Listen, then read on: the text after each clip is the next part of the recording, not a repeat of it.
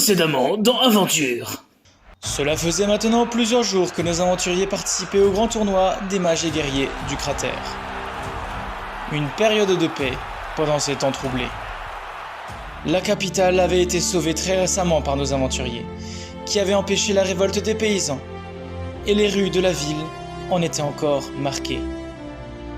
Mais malgré les bâtiments en ruine et la menace permanente d'une nouvelle attaque du second, tous les habitants du cratère s'étaient quand même réunis à Castelblanc afin de participer au tournoi. Que vous soyez riche, pauvre, jeune ou vieux, tout le monde s'était rassemblé autour de ce grand événement qui n'avait lieu que tous les 5 ans. Avant même que le tournoi ne commençait, les tavernes étaient déjà pleines à craquer de parieurs, de spectateurs impatients et d'enfants aux yeux remplis d'étoiles. La peur et la tristesse avaient laissé place à la joie et à la bonne humeur. Dès le début du tournoi, le peuple criait déjà le nom de leur héros préféré. Soren, le mage du vent, était la star de tous les étudiants. Avec son corps frêle, il avait gravi les échelons en prouvant que l'intelligence pouvait parfois rivaliser avec la force brute. Paul, quant à lui, avait le soutien de tous les prêtres du cratère, car il était bien le premier prêtre à aller aussi loin dans la compétition. Beaucoup d'adolescentes chantaient le nom de Roméo et de Charlie, le duo de bardes qui savaient aussi bien charmer avec leur musique que découper leurs ennemis avec leurs épées. Beaucoup de garçons en revanche étaient tombés sous le charme des nombreuses druidesses du groupe, dont la beauté était sans pareille. Quant aux paysans du cratère qui s'étaient déplacés en masse à la capitale, la simple évocation du prénom de Sophia, la tueuse de démons, leur faisait des frissons dans le dos. La rumeur raconte même que certains parents disaient à leurs enfants « Si tu ne finis pas tes légumes, la grande Sophia va venir te couper en deux !» Vous pouvez être sûr qu'après ça, les enfants finissaient toujours leur assiette. Pendant plusieurs jours, le spectacle a duré.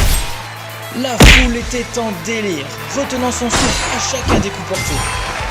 Un tel déferlement de puissance, réuni en un seul et même endroit, n'était pas un spectacle que l'on voyait tous les jours. Certains combats furent impressionnants, d'autres furent très courts.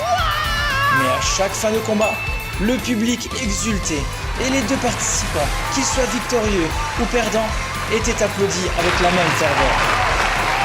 Bien des participants méritaient de gagner ce tournoi. Mais après de rudes batailles, la reine désigna enfin son grand champion. Nos aventuriers, accompagnés du roi Théo, acclamaient la victoire de leurs compagnons. Toutes les personnes présentes ici souriaient.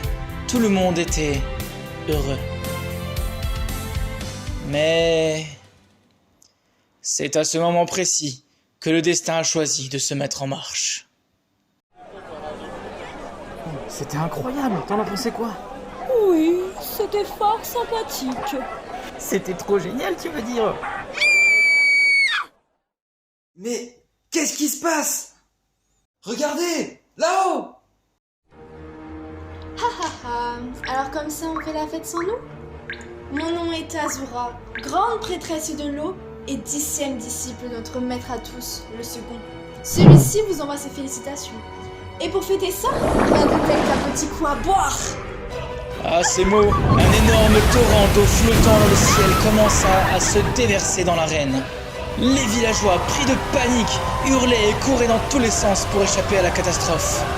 En une fraction de seconde, le roi Théo se retourna vers nos aventuriers et leur ordonna « Vous tous, séparez-vous et allez protéger les civils, c'est notre priorité.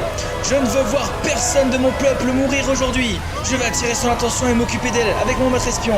Dès que les villageois sont en sécurité, venez me rejoindre. Allez, partez !»